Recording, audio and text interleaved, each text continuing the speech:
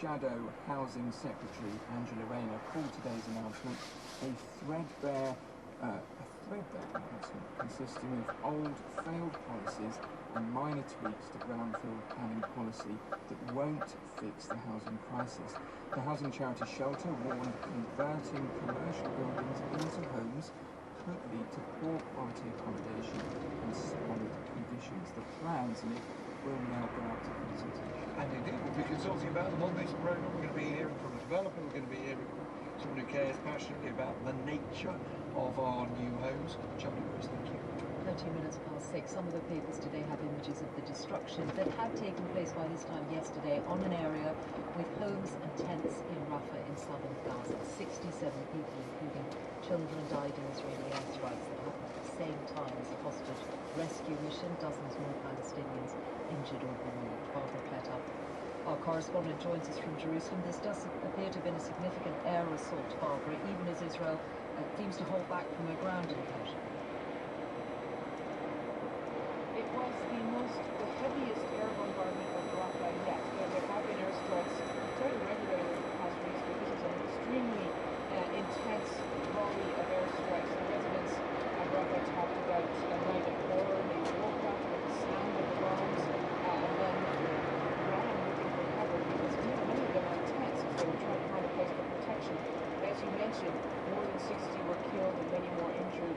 The hospitals were flooded with casualties. A spokesman of a hospital said they weren't just taking in casualties, but they were taking in body parts.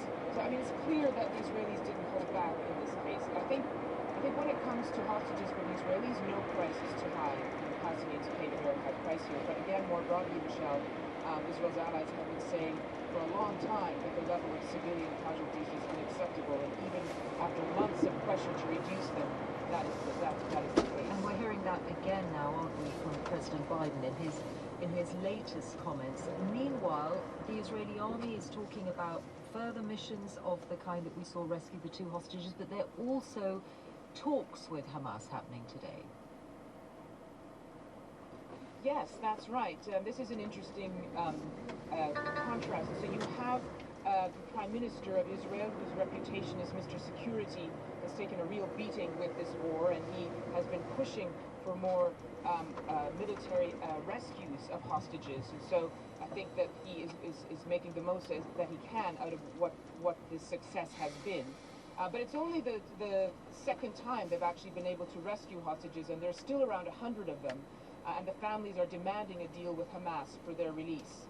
And so are Israel's international allies, including the U.S. In fact, the Biden administration is really pressing for it. That was the subject of most of his recent call with Netanyahu. And although the Prime Minister very publicly refused Hamas's terms this week, there are talks going on in Cairo today, and a senior Israeli negotiating team is joining them. So you're going to have senior intelligence officials there from Israel, from Egypt, from Qatar, and from the United States. Barbara, thank you.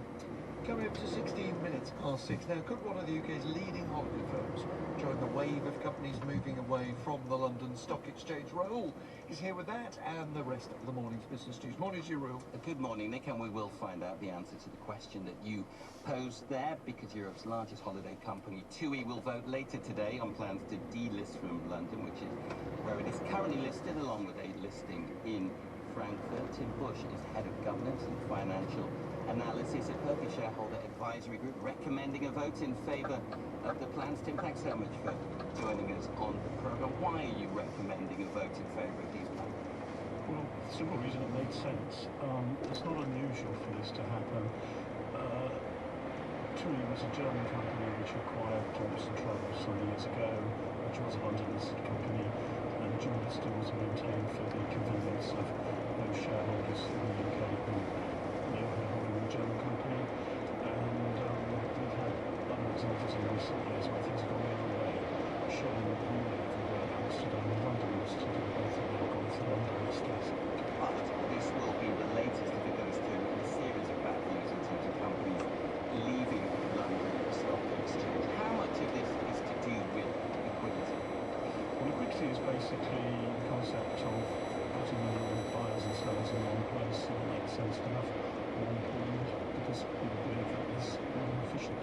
Is there less of a pool in London? You know, on this programme over Christmas, we had Nasdaq's head of global listings, Karen Snow, saying the trend of businesses snubbing London will continue, particularly in terms of moving to New York.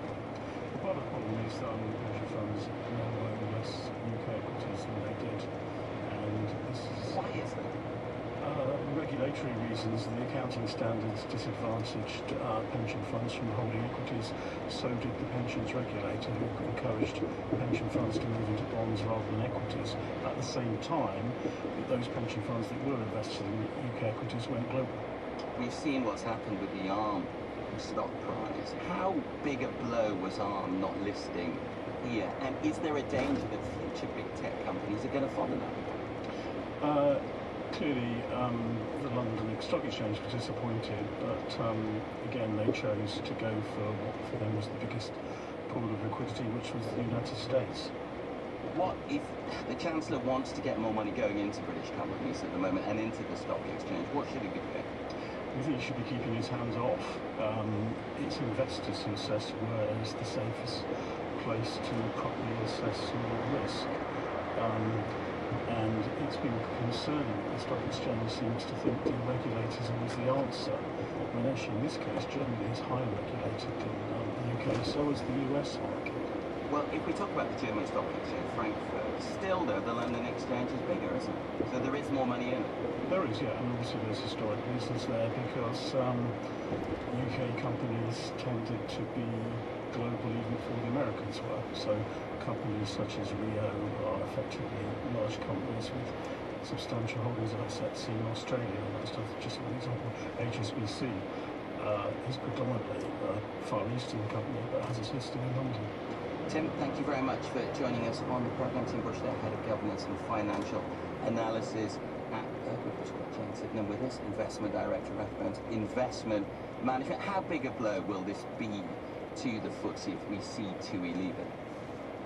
I don't think it's a huge blow, but I think it's a sort of, more of a continuation in a trend that we've seen, which, to some extent you touched on the point about liquidity, but I also think it's a reflection of economic growth and the mix of companies that we have listed in the UK.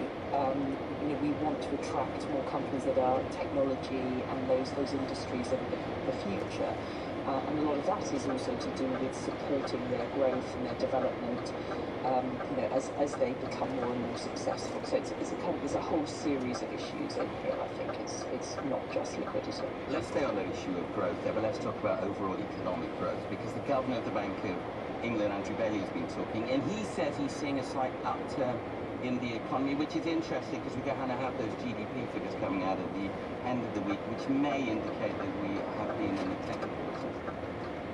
Yes, there's certainly, we may go into a technical recession, but one of the things that's been interesting about this period is that employment has remained relatively full, and so the Governor himself, I think, was quite downbeat about the outlook for the UK some months ago, but what I think's been surprising is that unemployment hasn't really picked up, and so therefore the economic growth figures are looking a little bit less than expected. We're going to have those employment figures coming out a little bit later, aren't we? One of the problems at the moment is there are concerns about those figures. We have Robin Smith, the Deputy Head of the Office for Statistics Regulation, saying there's a way to go in those figures as the ONS is looking to change the methodology. That is difficult for the Governor at the moment, isn't it? It is, and I think this is true with lots of economic statistics. I think the pandemic has sort of upset the trend of measuring a lot of the economic information and statistics that we have, and this is another area where we probably need to be looking at slightly different data, and it makes examining those trends and understanding what's going on quite difficult. We're going to get inflation data in the UK on Wednesday. We've got US inflation data coming out a little bit lower over there at the moment, and we were talking about the UK stock exchange, which to some extent has been struggling. Let's compare that to the US. It's a very different story, isn't it? It is. I mean, the UK stock market is dominated by oil stocks, mining stocks, some of the more traditional industries. The US index is dominated by technology and biotech and all of those sort of growth areas of the future. So we're looking at very different pictures in terms of economic growth as well.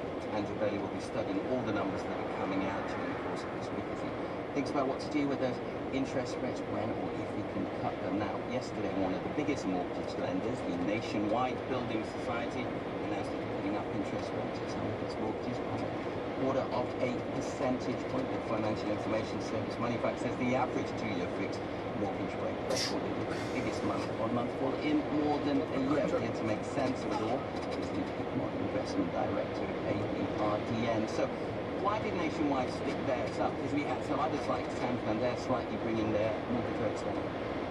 I think this is largely about competition. Nationwide, if you remember, 3 weeks ago, slashed their mortgage rates by about 0.96%, and I suspect they've been swamped with applications. So that's part of it. That's part of them repositioning to just pull out of the market for a little bit, and Santander getting back on board and trying to attract. The other side of it, how much it costs for the banks to lend to each other. The swap rates that every single mortgage holder by now knows exactly what they are. That's been rising steadily from 4% at the end of the year to about 4.5% now for the 2-year swap. And that really drives where mortgage rates go. Santander, clearly this is going against that trend, and as I said, I think that's them trying to attract more mortgage applications into their book. Luke, for some people who don't know what swap rates are, do you remind them, and is it sentiment that is driving those swap rates up? It's really around the direction interest rates are going to go. You were talking about inflation earlier on, and we'll see that tomorrow on Valentine's Day. NPC members in the Bank of England will be watching that like hawks. And as inflation comes down, interest rates should also fall, which will drive swap rates down. The swap rates try and predict it. They look forward to where the interest rate may go. So at 4.5%, that suggests the end of the year interest rate may be 4.5% in the market's view.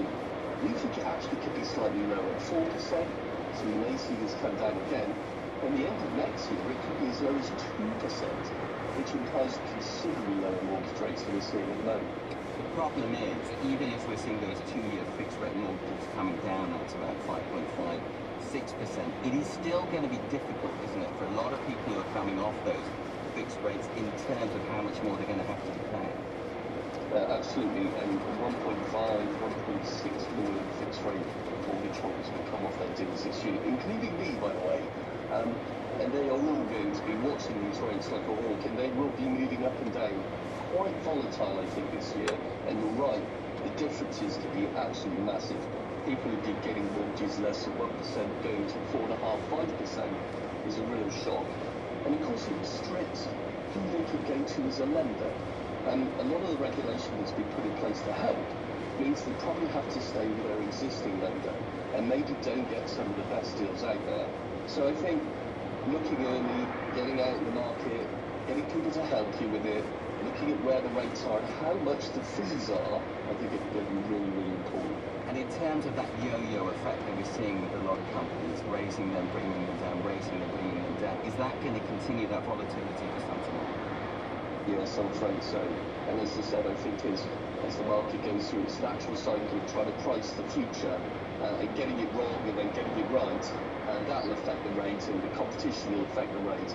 And us poor old consumers have to live through all of that. I'm afraid it's going to be very difficult. You need to be poised to try and get the best deal that you think suits your finances. And that could change from week to week.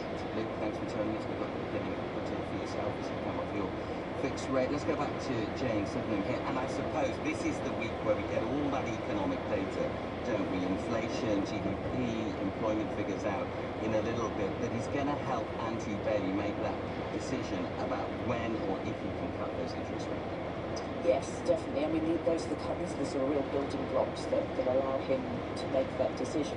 And it seems reasonably clear that interest rates will start to fall this year. I think what's more difficult is when and by how much. And the market certainly got ahead of itself towards the end of last year, thinking rates were going to come down quite substantially, quite quickly, and that's the adjustment that we're seeing and the fluctuations that Luke was just talking about. Jane Signam, Investment Director at Rathbones Investment Management. We will be back later speaking to the ONS about the latest trade data. They will indeed, Rahul, so thank you. Look forward to that. 27 minutes past 6. What have football fans got to look forward to? Here's Roberts. Well, I think Chelsea fans haven't had much to celebrate this season, but their team has at least moved into the top half of the Premier League table with a 3-1 win last night. Chelsea's goals came in the second half after Palace's first half lead. They certainly left it late, Chelsea. The second and third were scored in injury time. Become a Gavin, playing against the club, scored twice. We were nowhere near good enough in the first half. I think we only had one shot, so there was a little bit of a tactical change in the second half, which definitely helped us. Yeah, I really enjoyed scoring two goals tonight, and I've not scored enough this season, so to score two is a great confidence booster for me. And yeah, to be against Palace is typical, to be honest. Well, as for Palace, they sit 5 points above the relegation zone, and manager Roy Hodgson has been given a hard time recently by the club's fans. However, he has at least provided this reassurance about avoiding the draw. Well, I'm confident we can do that. I mean, we're playing without at least 3, if not 4, of our more experienced and quality players, and they won't be out until the end of the season. I'm not concerned that we're going to be relegated. I believe in the team, I believe in the players, and I believe they'll pull us through. Meanwhile, the knockout stage of the European Champions League gets underway today, with holders Manchester City in Denmark for the first leg of their last 16 tie against FC Copenhagen. And holders Chelsea have been drawn at Everton in the quarter-finals of the Women's FA Cup. Full details of this and all your thoughts on BBC Sports. Well, now, the inconsistent form of Emma Raducanu continues. She's been beaten in the first round of the Qatar Open in Doha. She said that she, quote, struggled with everything during the straight-sets defeat by the world number 30, Angelina Kalinina from Ukraine. Raducanu lost the first set 6-love, hitting 15 unforced errors, and although there was a recovery of a sort in the second set, she eventually lost it by 7 games to 6. Elsewhere, 3-time Olympic champion Adam Peaty has taken bronze in the men's 100 metres breaststroke at his first World Championships since the year 2019. Now it's about how we can fine-tune it for the Olympics, he said afterwards. And teenage dart sensation Luke Littler has completed another perfect 9-dart finish on his way to winning a title on his Players' Championship debut. He came in the 6-1 win over Caleb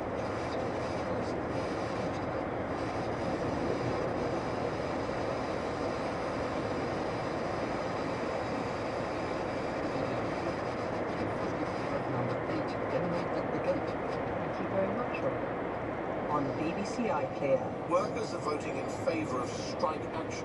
From Michael Sheen, James Graham and Adam Curtis. The centre cannot hold. We are anarchy loosed upon the world. You're the Driscolls. And what is that? The riot? We're being targeted. A family on the run. We just need to get far away. Leave Wales. When I left the house this morning, I didn't know what was going on in a venture at the time. We're fugitives. The Way. Libre. You're in a nightmare. Starts on Monday on BBC iPlayer. It's now 6:30. You're listening to Today on BBC Radio 4. Michelle Hussain, Nick Robinson, and these things Labour has been explaining its decision to withdraw support for its candidate in the upcoming Rochdale by-election. Azhar Ali had apologised after a recording emerged in which he appeared to suggest Israel had allowed the Hamas attacks in October to go ahead as a pretext for invading Gaza. After initially defending Mr Ali, Labour said new information had now come to light. One member of Labour's National Executive Committee said the party had to be dragged kicking and screaming to do the right thing. President Biden has described the more than 1 million Palestinians sheltering in the southern city of Rafah in Gaza as exposed and vulnerable. He's warned Israel that they need to be protected from any ground offensive. The Housing Secretary Michael Gove has set out proposed changes to planning rules in England that he claims could deliver thousands of new homes. He wants to force councils to prioritise development of brownfield or former industrial land. Labour says minor tweaks to planning policy won't fix the housing crisis. 7 women have accused Devon and Cornwall police of failing to investigate serving and former officers for domestic abuse and sexual violence. The group claims some of the men were promoted to specialist roles dealing with violence against women and girls in spite of the complaints. The force has referred the allegations to the police watchdog. The Australian state of Victoria is experiencing what the emergency services say are the most dangerous fire conditions in the region for years. Rising temperatures and high winds have followed weeks of dry weather. The first survey looking at the impact of avian flu on hawk and seabirds shows the virus has caused a devastating decline in 3 species. The RSPB says numbers of grey skewer are down by 76% since the H5N1 strain arrived in 2021. Gannets and Rosiac turds have also been badly affected. The owners of the Body Shop chain are expected to announce this morning that the British part of the business is to go into administration. The move is expected to result in store closures and job losses, while the brand itself is likely to survive. Lisa, thank you. 28 minutes to 7 now. What he said was appalling, but he's still our man. That was the official Labour line on their candidate in the Rochdale by-election. At least it was the line. This time yesterday, 24 hours later, all that has changed. Keir Starmer has disowned Azhar Ali. Ali is no longer the Labour Party candidate, and they have officially no party candidate because it's too late to change them. Why? Our political correspondent Hannah Miller can tell us. Morning, Hannah. What changed? Morning, Nick. Well, yeah, Labour are describing this as a tough but necessary decision to withdraw their support. They took the decision after new information emerged from, we understand, the same meeting where the previous comments had also been reported. The information seems to be an audio recording that the Daily Mail have got hold of, where Azhar Ali appears to be talking about Andy MacDonald, the MP suspended from the Labour Party for using an offensive phrase during a pro-Palestinian rally. He suggests in the clip, or he appears to suggest, that that action, that suspension, was taken because of pressure from, and I quote, some of the people in the media from certain Jewish quarters. That, of course, is an anti-Semitic comment, and in Keir Starmer's situation, where he's trying to claim that the Labour Party has changed, doesn't tolerate anti-Semitism, he felt that the suspension of Azhar Ali had to happen. But only 2 days later, he didn't feel it was necessary, despite the fact that he said Israel cooked up the Gaza attacks, in effect, in order to, the Hamas attacks on the 7th of October, in order to give them an excuse to go into Gaza and turf Palestinians out. So they've done a dramatic U-turn under pressure. Yeah, and there is, I mean, you and I both know there's kind of textbook for how these things often play out. There'll be some kind of scandal, some piece of information will emerge. Politicians dig themselves into a hole, they try to defend something, they take their positions, and then new information emerges. That's often the way that these things play out. And I think it's left Keir Starmer open to criticism in a number of different ways. There are people on the left wing of his party who suggest that he has been hypocritic, frankly, for being initially willing to tolerate the comments in the context of this by-election and claiming that the apology meant that it was okay, this was out of character. They had people from the Jewish Labour movement suggesting that they accepted that it was okay in this circumstance, even though the comments were reprehensible.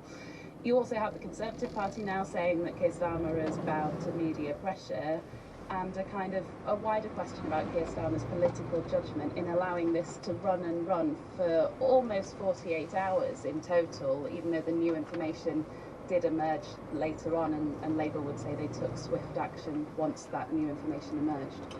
Hannah Miller, thank you. 25-7, a group of women are beginning legal action against Devon and Cornwall police, accusing the force of failing to investigate serving and former officers for alleged offences that include coercive control, stalking, harassment, assault and rape. Our Home Affairs correspondent June Kelly joins us. How many men are accused, June, and how far do these accusations go back? Well, the accusations go back to the late 90s in one case, but most of the cases involve more recent allegations. There are 7 men said to be involved, and all of those men have been in relationships with the 7 women. Now, the women are being represented by the Centre for Women's Justice, which has worked for years to highlight the issue of police-perpetrated abuse. After the cases of Wayne Couzens and David Carrick, there has been a big focus on the city forces like the Met. But Devon and Cornwall are now being accused by these women of failing to investigate both serving and former officers. It's alleged that 2 of the men have been promoted to work in specialist teams dealing with violence against women, despite the force being aware of the complaints against them. The BBC has spoken to one of the 7 women. She was herself a Devon and Cornwall officer, and she alleges she was assaulted by her former partner. Completely out of the blue, he attacked me. He was pulling my hair, kicking me. I ended up on the floor. I was screaming for the police. I was screaming for help. I called the police. And what did they do? There was 2 male police officers who attended, and one spoke with me and the other went to speak with the man, and they then left without taking any action. I found out the next day that my assault had not even been recorded. I had the beginnings of injuries. I had the bruises that started me. I had visible injuries, which I showed to the first police officer, but nothing was going to change their minds. I feel they've completely let me down as a victim of domestic abuse. I can't go to the police. I can't report anything to the police because I can't trust them. As this legal action begins, Jean, has this particular force said anything about these allegations? Well, first of all, it's understood that all the men involved deny the allegations. We have had a statement from Assistant Chief Constable Jim Pearce of Devon and Cornwall. He says the force has referred the allegations to the police watchdog, the Independent Office for Police Conduct, and he says it would be inappropriate and premature to comment further at this stage. Now, of course, officers in other forces have faced similar allegations, but this is believed to be the first time a group of women has come together and warned a force it's preparing legal action. Of course, in all these cases, this is how the police investigate the police. June, thank you very much. June Kelly there. Let us turn at 22 minutes.